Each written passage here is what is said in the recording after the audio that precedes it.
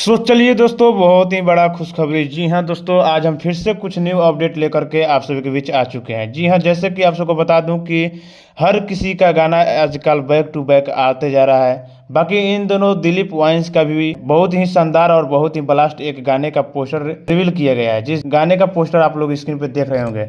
और बता दूं आप सबको कि इस गाने का टाइटल रखा गया है हार में भी जीत।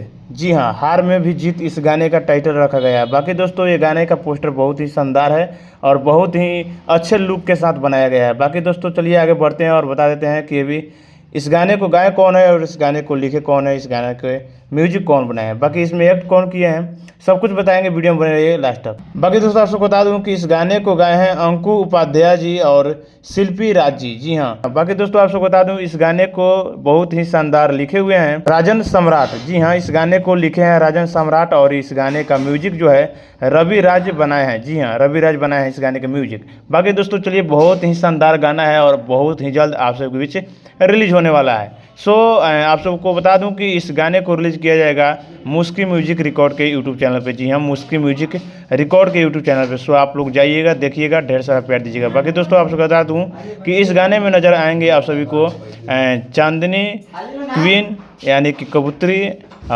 दिलीप वाइन जी और उनकी पूरी टीम।